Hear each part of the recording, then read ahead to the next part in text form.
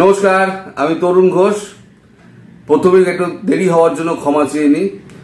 সেটা হচ্ছে শেখ হাসিনার শেষ খবর জোগাড় করার জন্য আমি একটু ওয়েট করছিলাম, কিন্তু এখনো পর্যন্ত যা খবর পেয়েছি তিনি C-130 একটি বিমানে তিনি কলকাতার দিল্লির উদ্দেশ্যে তিনি রওনা হয়েছেন এবং হয়তো 5টা সাড়ে 5টা নাগাদ তিনি হয়তো দিল্লি বিমানবন্দরে নামবেন।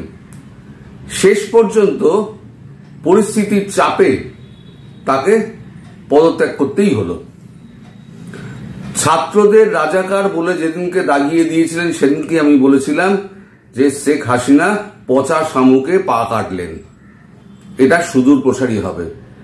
কিন্তু উনি ক্ষমতায় টিকে থাকার জন্য অনেক চেষ্টা করেছিলেন, কিন্তু শেষ পর্যন্ত জনবিক্ষোভের কাছে তাকে হার মানতে হলো। আজ দুপুর 2:30 নাগাদ সেনাপ্রধানের উপস্থিতিতে তিনি পদত্যাগপত্র লিখে সেনাপ্রধানের হাতে ক্ষমতা হস্তান্তর করেন। সেনাপ্রধান একটি সাংবাদিক সম্মেলন করেন, তিনি সবাইকে আশ্বস্ত করেন সমস্ত দলগুলোর সঙ্গে, দেশের সমস্ত দলগুলোর সঙ্গে তার আলোচনা হয়েছে এবং বন্ধুত্বপূর্ণ পরিবেশে আলোচনা হয়েছে। খুব শিগগিরই একটা নতুন সরকার গঠন করা হবে বলে তিনি আশ্বাস দিয়েছেন। এই মুহূর্তে কোনো কারফিউ থাকছে না, ব্রডব্যান্ড পরিষেবা আবার নতুন করে শুরু করা হচ্ছে।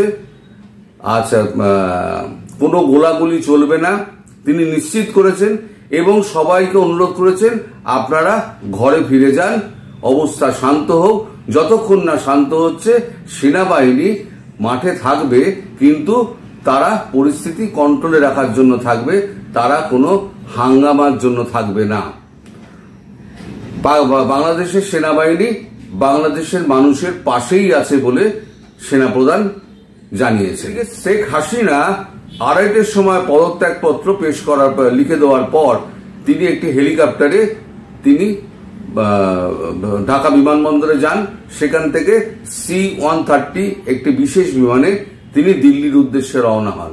তার আগেই দিল্লিতে খবর ছিল যে শেখ হাসিনা দিল্লি চলে আসছেন, সেই মতো এখানে সমস্ত ব্যবস্থাও করে রাখা হয়েছে।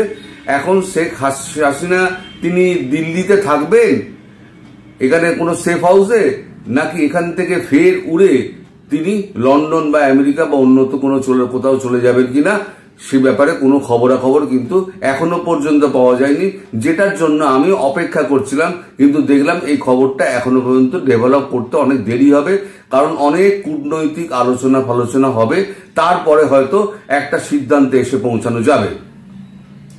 এদিকে আমাদের মুখ্যমন্ত্রী, পশ্চিমবঙ্গের মুখ্যমন্ত্রী মমতা বন্দ্যোপাধ্যায় সবার কাছে আবেদন করেছেন, এইটা অন্য রাষ্ট্রের ব্যাপার কিন্তু পার্শ্ববর্তী রাষ্ট্র, তাই আমাদের উপরে কিছুটা এফেক্ট করবে, কিন্তু আপনারা এমন কেউ কোনো প্রতিবেদন করবেন না যাতে আমাদের শান্তিপূর্ণ অবস্থা যাতে বিঘ্নিত হয়। এটা আমাদের সমাজের ব্যাপার, আমাদের দেশের ব্যাপার। তিনি বলেছেন দেশে একটা কেন্দ্রীয় সরকার আছে, সেই সরকারই যা করার করবে, আপনারা আগ বাড়িয়ে কোনো কিছু পোস্ট করবেন না। এবং আমারও অনুরোধ যে আপনারা এমন কিছু পোস্ট করবেন না যাতে আমাদের জাতীয় সংহতি নষ্ট হয় এবং আমাদের মধ্যে বিভেদ তৈরি হয়। বাংলাদেশের ঘটনা বাংলাদেশকে বুঝতে দিন, বাংলাদেশের মানুষকে বুঝতে দিন। আমাদের কাজ শুধু হচ্ছে খবরটা করা, আমরা খবরটা করব, তার বাইরে কিচ্ছু নয়।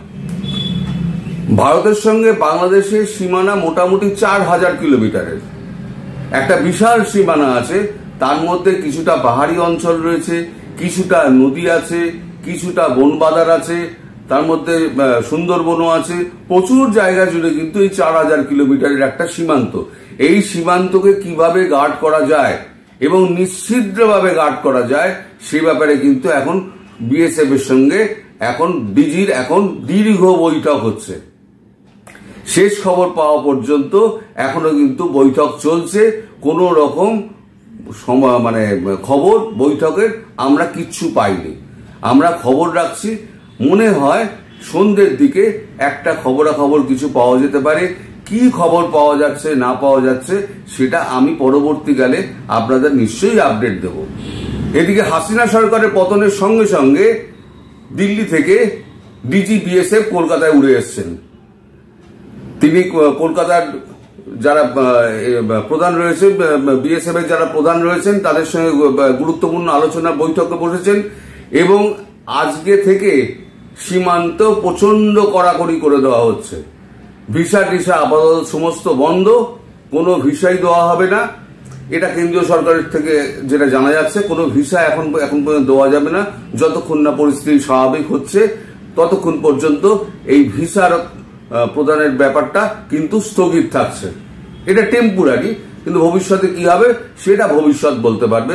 কিন্তু বাংলাদেশের অবস্থা এখন অনেকটা শান্তিপূর্ণ, মানে হাসিনা দেশ ছাড়ার পর বাংলাদেশের অবস্থা কিছুটা শান্তিপূর্ণ, কিন্তু আমাদের পশ্চিমবঙ্গের দিকে একটুখানি মানে টেনশন তৈরি হচ্ছে যে যতই হোক পার্শ্ববর্তী রাষ্ট্র তো, তার একটা প্রভাব, যেমন মমতা বন্দ্যোপাধ্যায় বলেছেন মুখ্যমন্ত্রী আমাদের, যে তার একটা প্রভাব কিন্তু পাশের বাড়িতে যেটা একটা গন্ডগোল হলে তার প্রভাব যেমন আমাদের পাশে বাড়িতে যেমন পড়ে, তেমনি এটারও একটা প্রভাব পড়তে পারে। কিন্তু আমাদের সংযত থাকতে হবে, আমাদের সংযত থেকে পরিস্থিতির মোকাবিলা করতে হবে। এখন পরবর্তী খবরের জন্য অপেক্ষা করা যাক, দেখা যাক হাসিনা আপাতত দিল্লিতে থাকেন নাকি তিনি অন্য দেশের উদ্দেশ্যে চলে যান। গতকাল রাত থেকেই শোনা যাচ্ছিল ইতিউতি যে হাসিনা দিল্লির সঙ্গে কথাবার্তা বলছেন, কূটনৈতিক মহলে কথাবার্তা বলছেন, কারণ তিনি আন্দাজ করেছিলেন তাকে হয়তো দেশ ছাড়তে হতে পারে। তিনি তার বোন রেহানা এবং তার যা আত্মীয় স্বজন আছে সেই সবাইকে নিয়ে তিনি দেশ ছেড়েছেন এবং সেনাপ্রধান কনফার্ম করেছেন তিনি সুস্থ আছেন, তিনি ভালো আছেন, তাকে নিরাপদে দেশের বাইরে সেনারাই পাঠিয়ে দিয়েছেন। সেনাপ্রধান নিজেই এটা পরিষ্কার ঘোষণা করেছেন, সেনারা নিজেরা তাকে দেশের বাইরে পাঠিয়ে দিয়েছেন। পরিস্থিতি যাতে স্বাভাবিক হয়। এবার অন্তর্বর্তী নির্বাচন হবে, কবে হবে, কি সরকার গঠন হবে সেটা ভবিষ্যতের ব্যাপার, সেটা আমরা এই মুহূর্তে কোনো মন্তব্য করতে যাব না। এটা আমাদের পাশের রাষ্ট্রের ব্যাপার, আমাদের সঙ্গে এর কোনো যোগাযোগ নেই। ফলে আমরা এই সমস্ত মন্তব্য থেকে বিরত থাকলেই আমার মনে হয় ভালো হবে। আপাতত এইটুকু খবর পাওয়া গেছে। যতটুকু খবর পরবর্তীকালে পাওয়া যাবে আমি নিশ্চিতভাবে আপনাদের আপডেট দেব। আজ এখানে শেষ করছি। সবাই ভালো থাকবেন, সুস্থ থাকবেন এবং সাবধানে থাকবেন। নমস্কার।